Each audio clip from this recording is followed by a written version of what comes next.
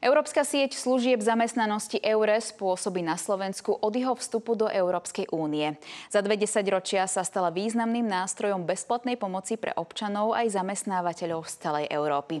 Viac na mojej činnosti povie Matúš Caban, vedúci oddelenia EURES ústredia práce, sociálnych vecí a rodiny. Dobrý deň, vítajte u nás. Dobrý deň. Tak možno ľudia na prvé počutie EURES nepoznajú, tak nám povedzte prosím na úvod, čo je to vlastne EURES, čo robíte? EURES sú vlastne Európske služby zamestnanosti. Je to celoeurópska sieť, ktorá uľahčuje voľný pohyb pracovnej síly naprieč Európou.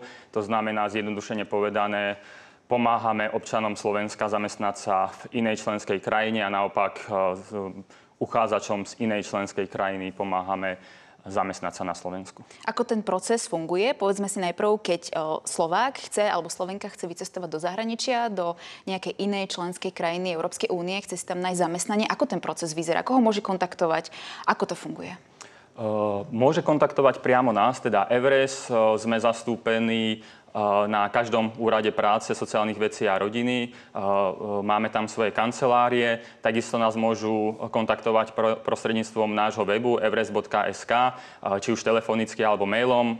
Ale najlepšie je samozrejme prísť osobne. Spolu s nimi si prejdeme ich preferencie, kde by chceli pracovať, v ktorej členskej krajine, o čo majú záujem a podľa toho vyberieme vhodného zamestnávateľa a vhodné voľné pracovné miesto pre nich.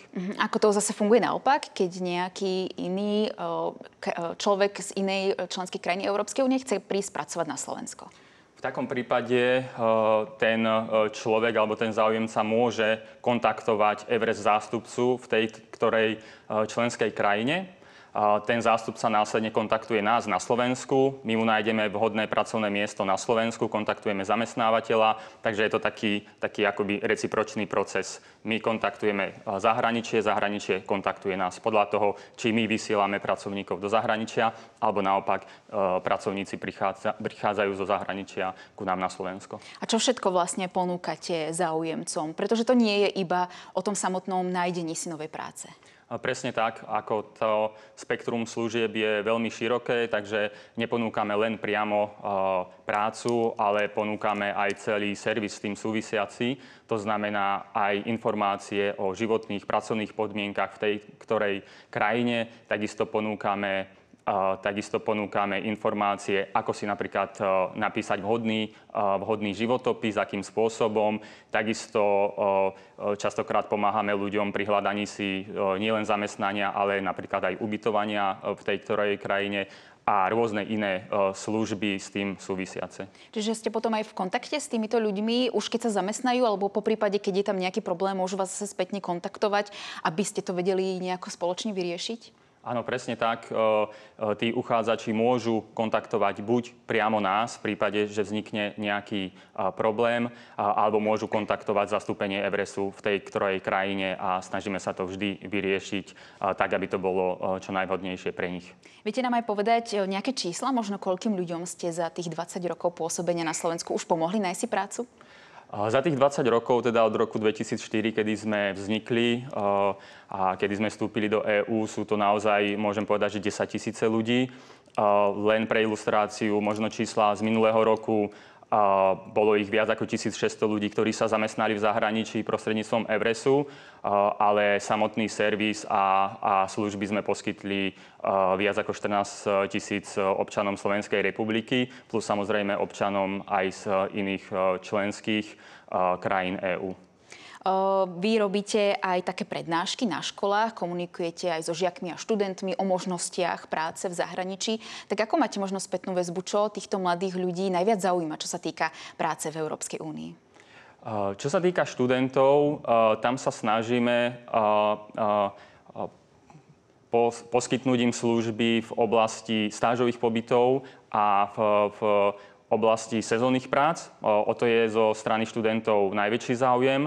Ako príklad by som mohol uviesť napríklad tohtoročné stážové pobyty v Grécku, v hotelových komplexoch, kde študenti stredných škôl odchádzajú na dvojmesačné stáže do Grécka.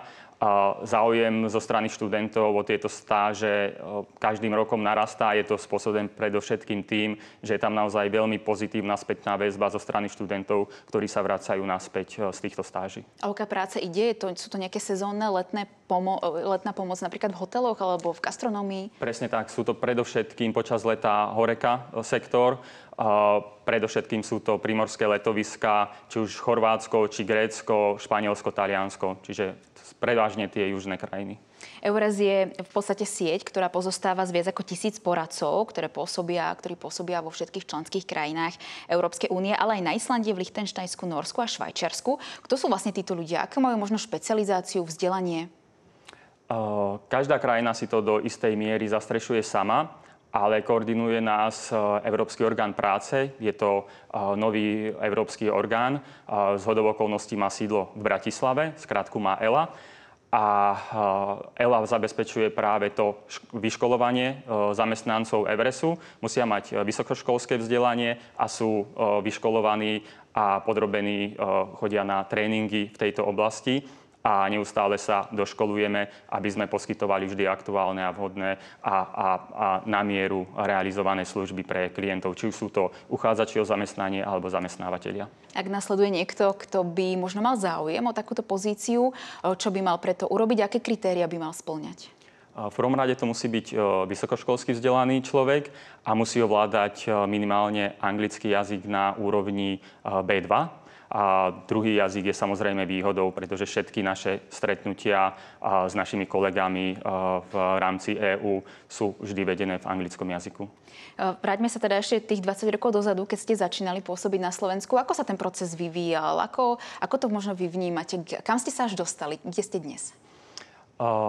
Ten proces v podstate vždy sme ovplyvňovaní, alebo naša práca je ovplyvňovaná situáciou na trhu práce. V roku 2004 bol obrovský záujem zo strany slovenských občanov o prácu v zahraničí, takže tam bol naozaj ten dopyt oveľa vyšší, ako bola možná ponuka zo strany našich partnerov zo zahraničia.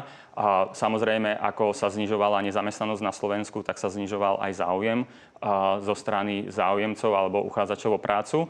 A možno taký prelomový rok bol rok 2020, kedy sa na Slovensko navracali ľudia, ktorí pracovali v zahraničí a ten rok bol ozaj tak silný, že viac ľudí sa na Slovensko vrátilo, ako vycestovalo. Odtedy je naozaj ten trend taký, že každým rokom je tých občanov menej a snažíme sa naopak zaujať ľudí zo zahraničia, aby prišli na Slovensko pracovať a teda snažíme sa ponúkať naše služby slovenským zamestnávateľom. Aké pozície, aké odvetvie je najväčší záujem zo strany Slovákov, čo sa týka práce v Európskej únii? Je to naozaj úplne rôzne. Vždy závisí od klienta, o čo má záujem a veľký záujem je napríklad o stavebníctvo, o hotelové, reštauračné služby. Takže toto by som povedal, že je asi gro našich klientov, ale naozaj klientov máme absolútne asi všetkých oblastí. Sú to aj IT oblasti, aj vysoko kvalifikované, takže úplne rôzne. Tak my vám veľmi pekne ďakujeme, že ste nám o tom prišli porozprávať. Naším hostom bol Matúš Caban, vedúci oddelenia EURES Ústredia práce, sociálnych vecí a rodiny. Všetko dobré. Ďakujem pekne, dovidenia.